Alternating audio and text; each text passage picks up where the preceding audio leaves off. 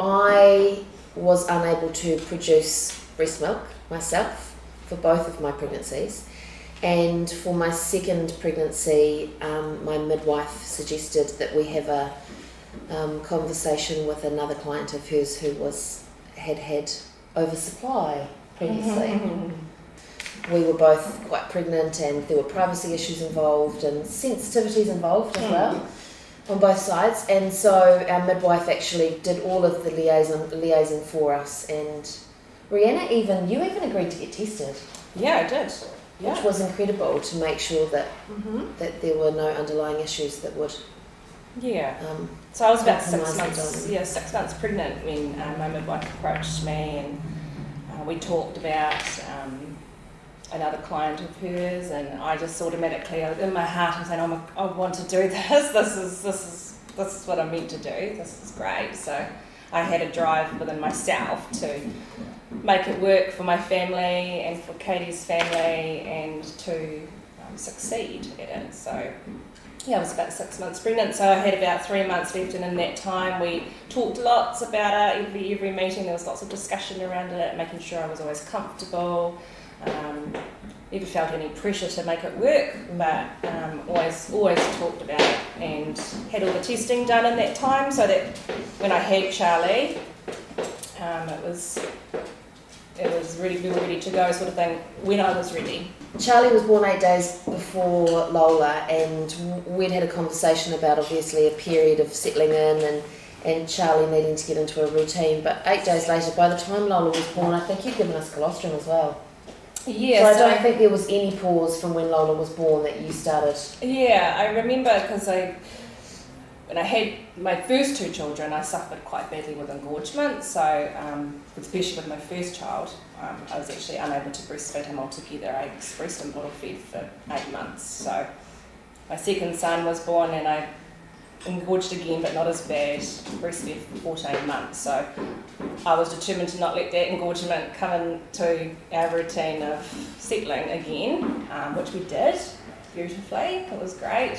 So I think she was about 4 days old. I remember putting some colostrum away as well, but when she was about 4 days old, I started to put away little bits. And by the time Lola was born, I think I had about 8 bottles that contained between 25 to 50 mils per bottle when Charlie was 8 days old and Lola was newborn. So that was really rewarding to be able to hand that over, to give Katie and Finn that reassurance that there was milk ready and waiting for their newborn baby, and for us too, like Charlie and I, we had to learn together again. We were given that time to do that, and just achieving that and putting that away for them and giving that over to you was a really good feeling. I always remember you saying that it was heartbreaking with your second child that you had to pour milk down the sink. Yeah. Yes. And you was like, this is so wrong. Too much. That I have too much and it just gets poured down the sink. Yeah. Yeah. When you know that there's someone out there who would really need it. Yeah. Oh, after that we fell into a really good routine of at home, of pumping and storing, and we would actually see Finn.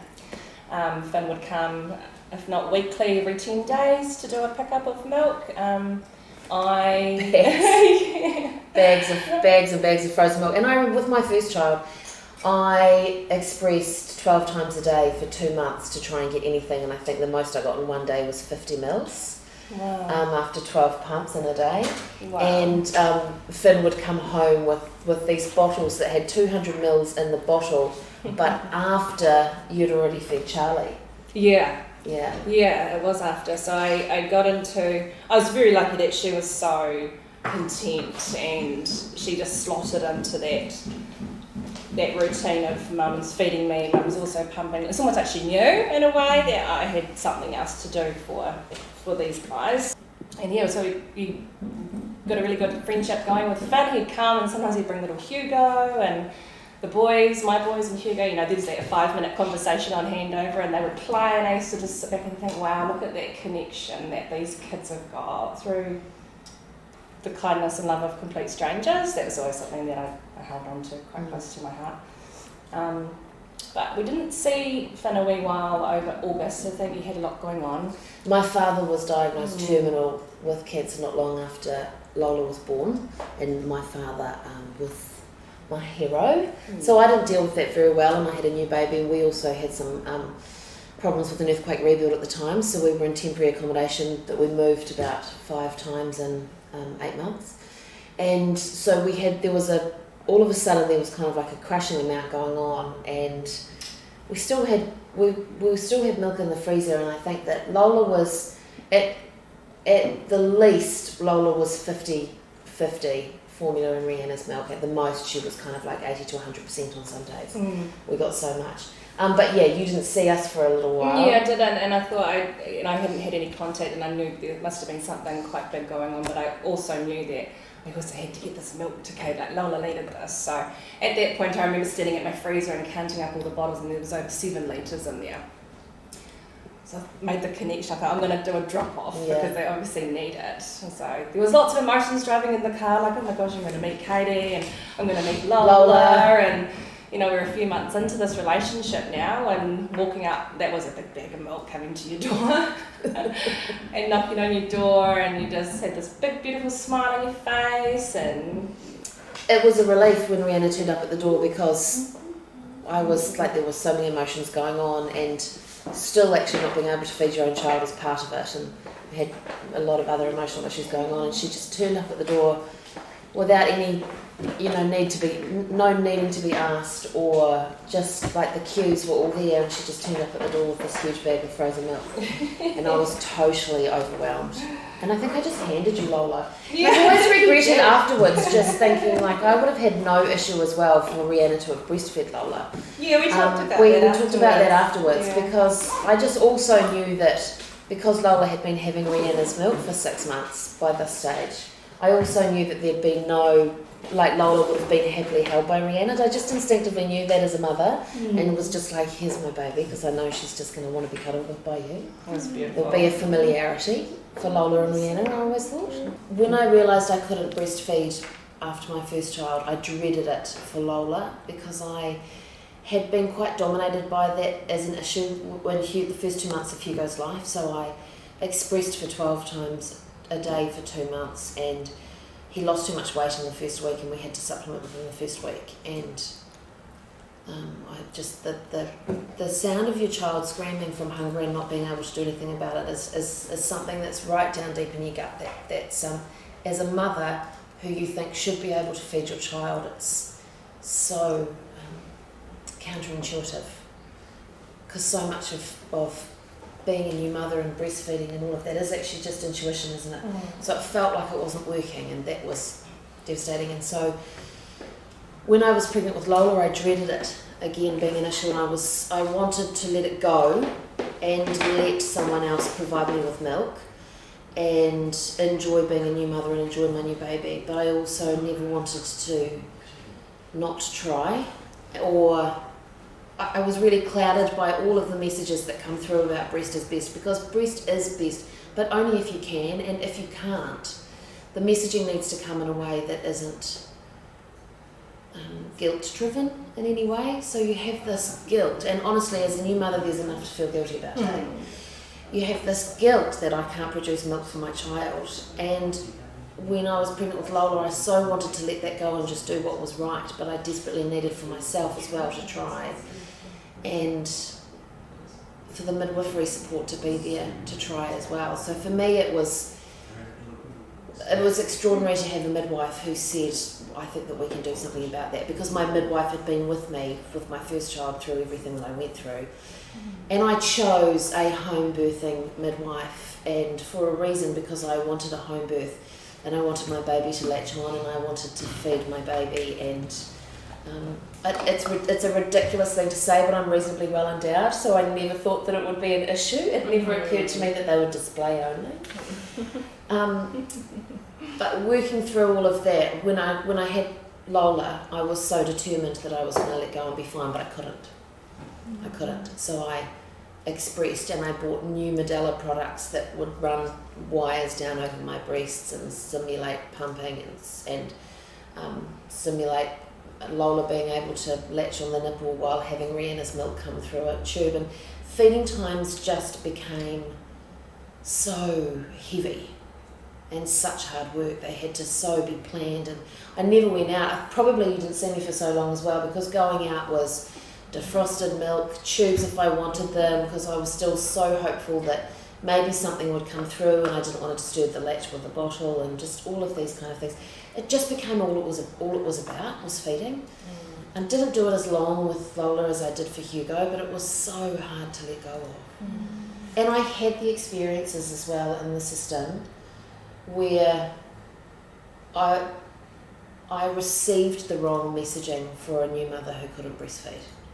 And that really incensed me. At the time it upset me, and I was incredibly powerless and emotional about it because I was too exhausted to fire up.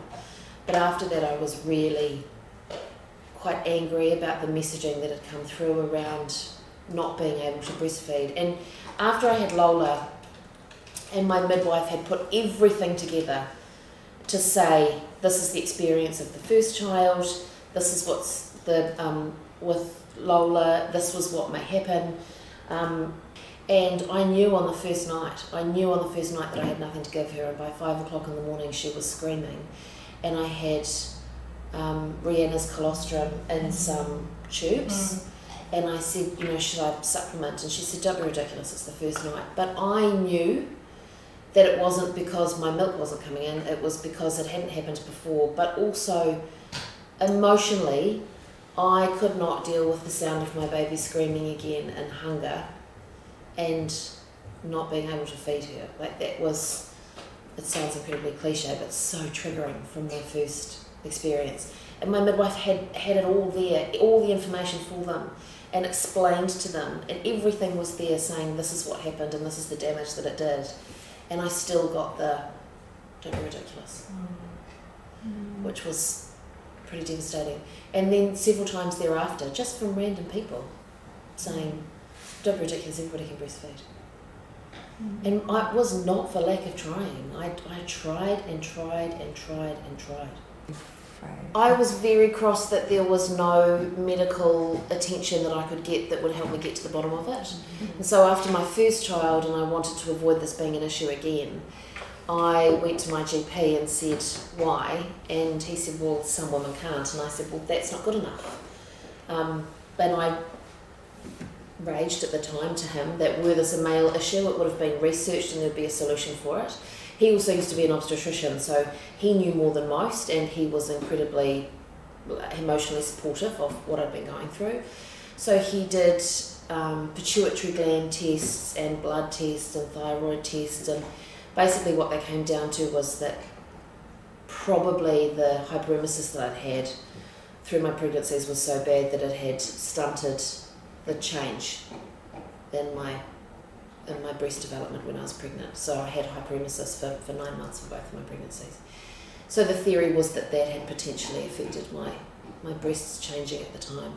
But I was very angry that there wasn't support or finding out why or research into why, especially when the messaging is so strong that it's what you should do. Yeah. So as a mother, I likened it to, it's like saying you need to breathe, but I can't breathe. Oh yeah, well some people can't.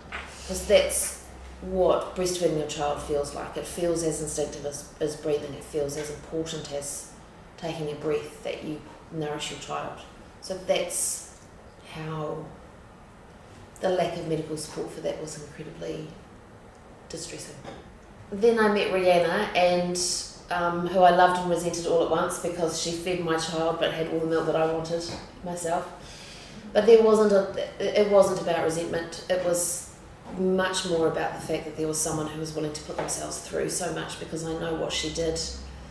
I know what pumping was like for me, but she fed her child and then pumped. And everything that she did to give this gift of nourishment to my child, which I think is why milk sharing stories are so important, because formula's fine if that's what you have to do, but if there is milk out there and you can give your child someone's breast milk instead, like, we know how good that is. We know that breast is best. We know how good breast milk is, but we have this incredibly punitive way of communicating it. that has so much pressure and guilt with it. Yeah. I mean, I was 25, 26 when I had Charlie. It's not a lot for Māori women in my age bracket. You don't hear a lot of young donors helping people. It's not out there. I don't recall ever really hearing a lot of it around that time of having Charlie. But I had a midwife that opened up that whole new journey that was so possible for me to achieve with the right support, and the drive inside me to make that happen for myself and my own family, but also for Katie and Lola. Yeah. And if you think if we hadn't had the same midwife, it probably wouldn't have ever happened. There wouldn't have been a solution. No. Like, there wasn't anywhere public that I could access to say I need donor milk if donor milk is available. And you would have been tipping it down the sink. Yeah, probably. Yeah. The feeling inside me of the success that we made along the way and how easy it became part of our routine. I had a really good support network in my partner. You know, he knew that when I was feeding Charlie and then pumping for Lola, that was time I needed, that was quiet and relaxed, and he made that happen so easily in our whānau, you know, in our circle. With my mum, and everybody was just so amazed at this journey that I was taking to. Mum still talks about it to this day. She'll tell anybody that's willing to listen about the journey of being a milk donor and Katie and Lola, and how amazing it is that we all came together through. In my mother's eyes, Rhianna's the perfect woman. Because also her house is very tidy. Yeah, so it was just so rewarding for me. I really just it didn't become something that I was, I've got to do that, or I need to get that done. It was just natural. It just flowed, and it was something that I wanted to do. And yeah. And I told anybody who would listen, because I thought it was so important. And I went back to work when Lola was 3 months, and took Lola to work every day with me because I was able to do that because I own my own business. And I'm a big proponent of anything that makes working, mothering, all of that easier and better for women. And I was at work and I had the staff fridge and had Rhianna's breast milk in the staff fridge. I said, nobody drink that, that's my donated breast milk. I said, donated breast milk. It's from Rhianna. I just thought that it was so normal, and in fact I thought that it was a return to what was normal. So I think that we'd always been told that it takes a village, and actually our nucleus model has kind of taken us away from that a little bit. It's so much to do by yourself, and you're not by yourself because I had my husband and I had my mother and all that, but it's just something about the other women rallying around you, and it felt so normal that I didn't have milk, so we would give Lola somebody else's. It felt so much better to give Lola the milk of someone from round the road who I knew about, and I knew as well from our shared midwife. I also knew Rhianna's ethos and her the way she approached mothering and parenting, and the way that she approached her family and relationships. I knew that as well, like that was incredibly important. It felt like a very genuine, just women coming together to help each other and love each other through difficult times. Yeah. That was quite an extraordinary experience. Directly, my mum experienced, you know, my mum and my aunties, they used to feed each other's babies. So that's quite special, I thought. I've actually got a first cousin that was whāngai between my mum's sisters. So, you know, she was whāngai out so to my other auntie, but she still, my birth mother still fed her. So it's very, very normal, yeah. So after my breastfeeding donor milk journey with Katie and Lola, I went on to do a course that I really enjoyed. It gave me lots more understanding and knowledge around milk sharing, and it gave me the skills to move on from that, and put me into a different kind of world of women that were needing that information,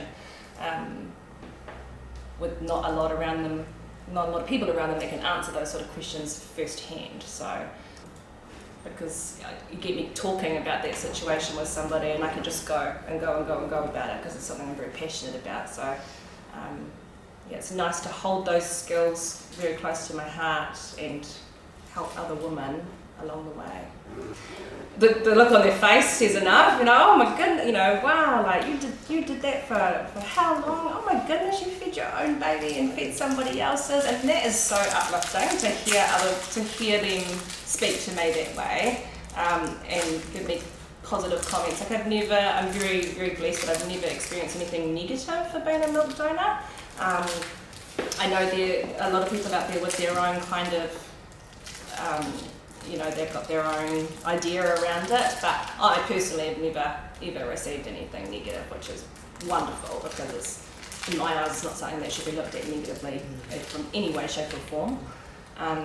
So that's quite nice. And I remember when I dropped off that last load of milk to you and I shaped all the bottles in a massive, beautiful big heart, and I posted on my personal Facebook that I've been on this breast milk donating journey with this family, and it's coming to an end, and the flood of love and kindness and appreciation that came in from all different walks of my life, not aware that this is something that I was going through, was just beautiful. And I love that memory when it pops up, and I love to read through all of that, because it's such an important time of my life that other people are recognising, this is really cool, this is amazing that the women these days are given this opportunity to help each other and to take help, and with the right midwife support. With someone brings them together. Yeah. It is speaking about it more, getting it out there, listening, getting that information flowing, just understanding and the knowledge behind it, just having that so normal as a morning cup of coffee, it's everybody understand it and accept it. These women out there who get this message that breast is best, because it is. There's no question that breast is best. But if you can't do it, you have to not be made to feel like a leper. You have to be given, okay, so because we can't send you to a doctor and get the answers, because no one does any research on that, because they've all got dangly bits that get in the way of them doing proper research on that. If you can't go to the doctor and get the proper answers, then we need to have solutions for you that don't make you feel like less of a mother because you can't feed your child. At the time that I had my children, the expression was primary insufficiency, and it was bandied around at hospital and in the maternity hospital that I went to, and they very casually talk about, yes, it's in her notes, primary insufficiency. And that's just the language around that. Insufficient. Insufficient. The language around that is so damaging. Instead of, okay, so that might be a clinical term, but it's too layman's in my mind. You could understand what it meant too much.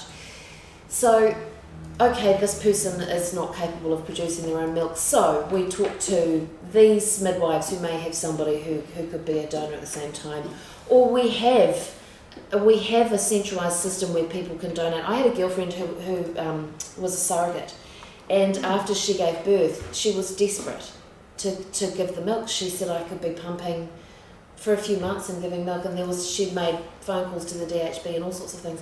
There was nowhere she could give her milk to. And that service needed to be made available. The milk bank for the NICU is fantastic, but it needs to extend beyond that. Yeah. But it's great to hear there's one in the community now, because of course it's really important to have the milk development along the age of your child as well. So for Rhianna and I, with Charlie and Lola being 8 days apart, for 6 months Rhianna's milk was developing for Charlie exactly the way that it needed to develop for Lola as well, which was incredible. Yeah. Speaking at the Breastfeedinghui for me was quite, it was deeply emotional, but really loving. Yeah. It felt like a genuine opportunity to say in front of a room full of incredible women how powerful this relationship had been and what it meant to us. And to be able to say to everybody how much I love Rhianna and what she did for us, how it was incomparable what she did for my family. the greatest gift. And I was just so excited to get up there and say, like, it's so doable. Like, look how successful this journey can be between a donor and, you know, a receiver of breast milk. It's more of it. So both of our kids. Well, Charlie has just turned 5, and Lola turns 5 in 2 sleeps. 2 sleeps. 2 sleeps. As you reminded me this morning. And so both of our babies are 5, and the connection still goes on, and we'll always have a connection. Always. Most definitely. Yeah. There's a time of our lives where she fed my child from her breast. I did.